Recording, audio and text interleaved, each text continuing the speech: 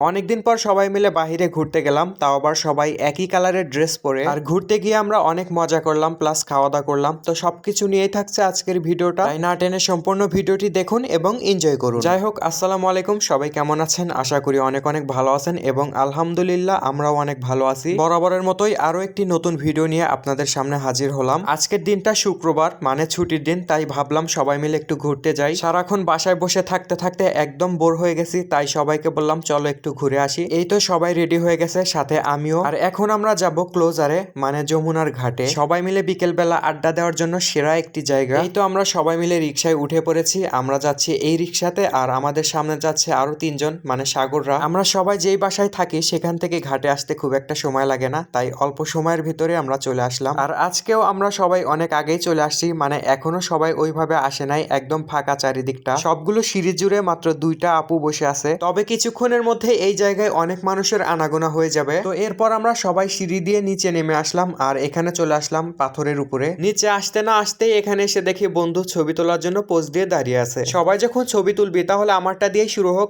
নে ক্যামেরা ধরায় দিছি, এখন আমাকে ছবি তুলে দে। এরপর সবাই রেডি হয়ে গেল ফটোশুট করার জন্য, মানে সবাই রেডি হয়ে আছে, একজন চলে যাবে আর একজন যাবে ছবি ওঠার জন্য। আর আজকে একটা বিষয় বেশি ভালো লাগছে, কারণ আজকে আমরা সবাই মিলে আসছি একই ড্রেস পরে, তাই এই সুন্দর মুহূর্তগুলোকে ক্যাপচার করে রাখছি স্মৃতি হিসেবে রাখার জন্য। কারণ আজকে সবাই একই ছাদের নিচে থাকলেও আগামী কয়েক বছর পর আমরা কে কোথায় থাকবো তার কোনো ঠিক ঠিকানাই নেই। যাই হোক, সবাই মিলে গ্রুপ ফটো তুললাম, কাপল ফটো তুললাম, আর যে যার যার মতো পার্সোনাল ফটো তুলতে পারছে তুলে নিছে। ফটোশুট শেষ, এখন আমরা যাব উপরের দিকে। আর উপরের দিকে যাওয়ার সময় এখান দিয়ে দেখি অনেকগুলোই দোকানপাট হয়েছে। এখন যেহেতু শীতকাল, তাই নদীতে একদম পানি শুকিয়ে গেছে, আর সেই সুযোগে এখান দিয়ে দোকানপাট বসিয়েছে। উপরে উঠে যাওয়ার সময় এই দোকানের মালিক আমাদেরকে ডাক দিয়ে বলতেছে এইগুলা নাকি বৈশাখী সিঙ্গারা, সাথে আরো বলতেছে এটা বুটের সিঙ্গারা, এটা খেলে সাথে একটা কাঁচামরিচ, গাজর প্লাস একটা টমেটো, সব মিলিয়ে মাত্র 5 টাকা।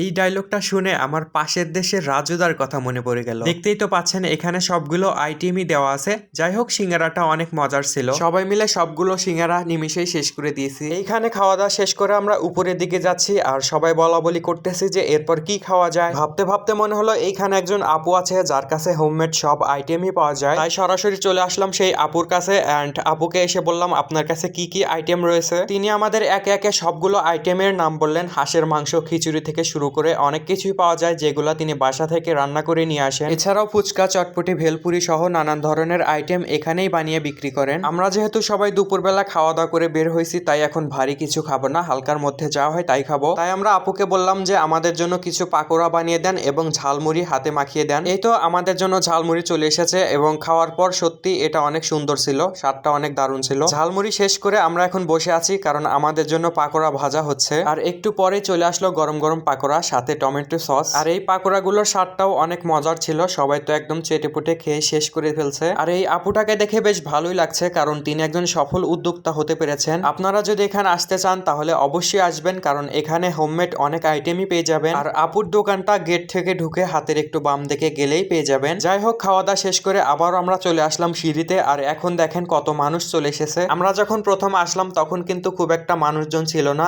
কিন্তু দেখেন যত বিকেল করছে ততই মানুষের আনাগোনা বেড়েই চলছে। এইখানে প্রতিদিনই অনেক মানুষের ভিড় হয়, বিশেষ করে ছুটির দিনে অনেক বেশি মানুষ হয়ে থাকে। এরপর আমরা সবাই মিলে কিছুক্ষণ বসে থাকলাম, ঘুরলাম, এবং তারপর চলে আসলাম চা খাওয়ার জন্য, এবং সবাই মিলে চা শেষ করে বাসার উদ্দেশ্যে রওনা হলাম। তো এই ছিল আজকের ভিডিওটি ভালো লাগলে অবশ্যই কমেন্ট করে জানাবেন, এবং আমার পরবর্তী ভিডিওগুলো পেতে অবশ্যই আমার পেজটি ফলো দিয়ে সাথেই থাকবেন। দেখা হচ্ছে পরবর্তী কোনো ভিডিও নিয়ে। সবাই ভালো থাকবেন, সুস্থ থাকবেন, আল্লাহ হাফেজ।